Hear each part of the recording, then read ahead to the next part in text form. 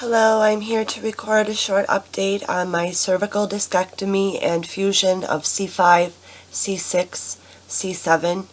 Today is day 36 after my procedure, which was August 13th, and I am still feeling very confident about the procedure.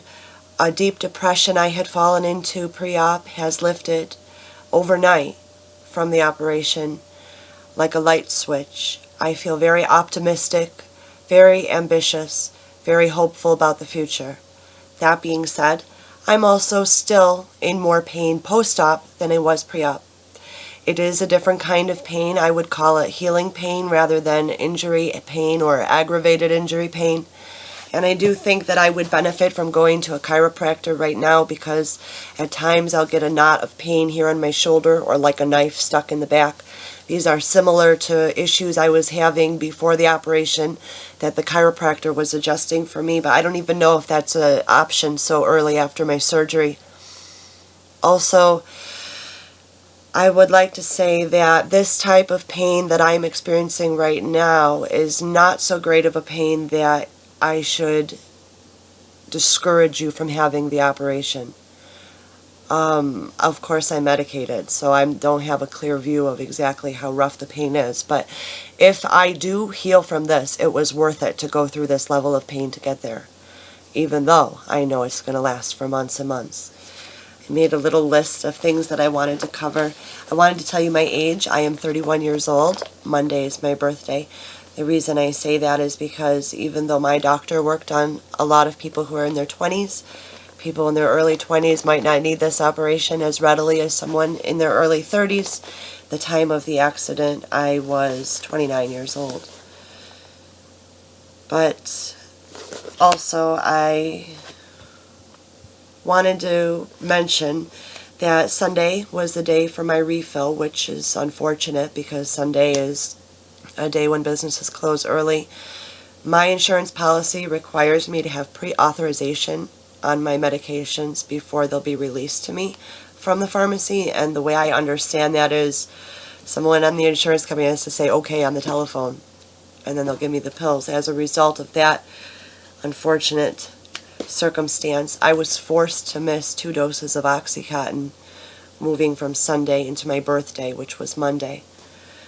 I was told before the operation not to let that happen, not to let the pain get ahead of me because it would be hard to catch back up and stabilize again, and that's true. Even a couple days into taking the Oxycontin again, I still don't feel better. I'm very sick. I spent most of my birthday in bed with headache, which headache to me is the scariest symptom because that's what I was going in to cure, was constant migraines, and when they come back in any form, it bothers me a lot because I didn't have any headaches for the first 2 weeks. Now they're occasionally, I've had maybe 5 or 6 headaches since then. Things I've noticed that bring on additional pain. Stress. So obviously you're going to want to have as stress-free of an existence as possible. You have to sleep in the neck brace. One night I fell asleep without my soft collar and I woke up with a migraine. And that was my very first headache. So I don't know what I did to myself. I don't know how I fell asleep forgetting. Very important that you wear the cervical collar. I'm still wearing mine at night. And I'm not wearing it right now because I'm sitting and being inactive, but if I was walking around my house doing light housework, which my weight limit for lifting is 5 pounds, so I mean really light housework, which the main benefit of is just changing positions, because living in bed or sitting all the time is not going to really help you get better. It's going to make your back hurt more, which you discover pretty quickly. So changing positions is still key post-op, just as it was pre-op. The first 2 weeks after the operation, I was so sick that I did spend most of my time in bed, but now weeks 3 and 4, I'm starting to move around the house a little bit. I'm taking walks around the block. I've walked 4 or 5 blocks is the farthest that I can walk, and then I have to come back because I'm tired out. The medication helps a lot, but like what happened to me with running out, you really don't want that to happen because then it wake-up call takes away that depression relief because you realize how sick you really are, and that it's a despicable way to feel. But I've been sick for 2 years now from this, so I'm an expert at it, and I'm using all my spiritual fortitude and emotional willpower and learning new things every single day to try and make sure that I have some emotional and spiritual buoyancy in this situation, because I guess I'm somebody who, although I was relatively healthy before this situation, never really paid much attention to my body. And now my body is forcing me to pay attention to it 24 hours a day. So I'm trying to use the other tools available to my being to manage having a body that feels pain all the time, even with medication. Other stuff I wanted to cover: driving is still a bad idea. I read online that after 3 weeks, the strongest recoverers feel able to drive. I wouldn't have been able to turn my head left or right for the first 2 weeks, so driving would have been impossible. I don't recommend driving now. I've had to make emergency trips to the bank when there was no money for food and stuff like that. Not very far, 3, 4, 5 block drive, not far. But I did have to have my husband in the car with me, telling me if there were cars coming on the left or right. And I did get a headache immediately. So, and the headache lasts for days. You don't want to drive, I believe it's something like 8 weeks is wise to not drive, which is a real pain in the butt. I'm the only driver in my house, so it's been tough getting people to do stuff for me. I'm wearing an electronic bone stimulator collar 4 hours a day. I'm doing that religiously. The doctor told me it will help me heal quicker. My brother told me it exercises your neck muscles and re-strengthens them without you having to do anything, which I didn't know, and sounds good to me. This is really important that I got the bone stimulator. Not everybody does, but I was in a high-risk group, as it was a multi-level surgery, and also I'm an ex-smoker, 91 days smoke-free today. The scar on my neck, I've torn off the super glue, so now it is what it is. It's not really showing up too good on the film, but what bothers me about the scar, even though I'm not a vain woman whatsoever, what bothers me about it is that it juts out of my skin. It juts out far like that. I mean, I expected a mark. I didn't expect it to be like a ridge on the crust of the earth. That bothers me, and my husband thinks that in about 6 months it should go down. I'm very pale, and it's right on the front of my neck, so it's very... looks like I'm a bad girl that made somebody so mad they tried to slit my throat. I just don't like how it looks. Kind of trashy. What else? Not working. Not working, number one thing. This surgery is such a big deal that if you have it, you're not working. And that is the greatest blessing, because even though you are severely injured post-op for quite a while and you feel even worse than you did pre-op, you're living with the hope every day that you're a day closer to the end of the misery and that you're going to be all better. And the fact that you don't have to go to work during this, that nobody expects you to work for months and months, is such a relief, because you need to be able to lie down when you have to lie down, and you need to be able to get up and walk around when that's what's best for you, and you need to be able to take care of yourself. Taking care of myself is all I do now. That's my life. It's an all-encompassing situation, and that's how it should be. I work very hard to keep my cortisol levels of stress hormone, very low, because cortisol eats bone. And you're a skeleton farmer at this point in the process. All you're trying to do is grow that bone. You need those bones to fuse together, and it's a 2 to 3 month process, ideally.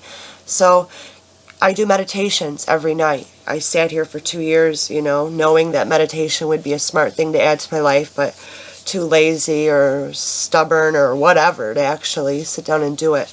Now, before I go to bed every night, I pick a guided meditation off YouTube and I play that, and I do that every night. And that's an effort to make deep breathing a part of my routine. I started off with 5 or 10 minute ones, and now I've moved on to a half hour. And that's what you want to do, deep breathing, because having high oxygen levels is what feeds the bone. That's what makes it grow. I, as an ex-smoker, had 99% oxygen levels and then 100 with deep breath. So that was verified in the hospital pre-op. And that's what I do. I breathe deeply for a half hour every day. I rest when I need to. I move around when I need to.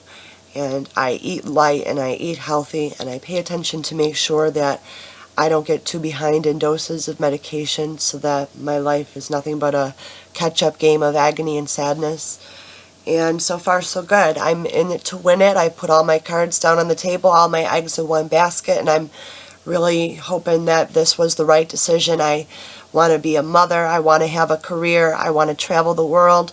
I am only 31 years old, and I was not done living, and this has just automatically wiped 3 years off my resume. Off the newlywed status of my marriage was spent in crying, agony, fits and tantrums, and what a bummer. This thing has made me have to live in my mother's house, because without an income for an entire year, the first year I was unable to live on my own. We were living on like $300 a week. It's been really rough, but you can do it. You can do it. I was doing terrible the first 2 years, and now I'm doing really great mentally and emotionally about the whole thing. I still have my moments, but that's what you really need to do, is do your research, talk to a lot of people. Before I had my operation, I talked to people who had both failed surgeries and successful surgeries, and what I think contributed to making my surgery a success is that I am a small frame, so the doctor did not need to use plates and screws to keep the hardware in place, and those are really the things that shift in 10 years and give you pain. I don't have those in my body, so I feel confident that it won't have complications down the road. I have a very new piece of hardware from France. They operated through the front rather than the back. I think all these things contributed to my success, as well as the fact that I had a great surgeon. And if there was anything that I would have done differently, I would have quit smoking sooner, and I would have had the operation sooner.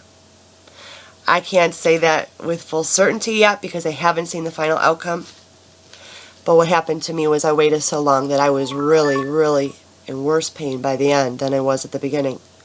So if this was a success, and I wish that I would have been less afraid and more likely to do it, but I felt very pressured. I felt like the court system and the doctors were all pushing me to hurry up and have this surgery, and it just seemed so drastic and dramatic of a thing to do, when all I had done previously was physical therapy and the chiropractor. If you look on anywhere, Mayo Clinic or online through Western Models, there's like 10, 12, 13, 14 things you could do besides have surgery, and everywhere you read it says do these things before you have surgery. I didn't do any of them, and the whole time I was thinking, this is my life, this is the rest of my life. The quality of my life for the rest of my life is what's at stake here. And I felt like I had no choice at the end, that if I wanted the insurance to cover my surgery at no cost to me, that I had to do it right now or never. So I did it. And although I was terrified the night before, crying in my bed, I woke up very calm the day of. And when I got to the hospital, I was crying in my bed pre-op, but there was a lady in the bed across from me crying too, and she was scared. So we were feeding each other's fears with that. Anyway, if you have any specific questions, feel free to contact me directly. I had hundreds of questions before my operation. I had no one to talk to. I don't know if I'm covering the things that you're concerned about or the things that you're worried about. These are just things that I would have wanted to know the answers to before going under the knife. Thank you.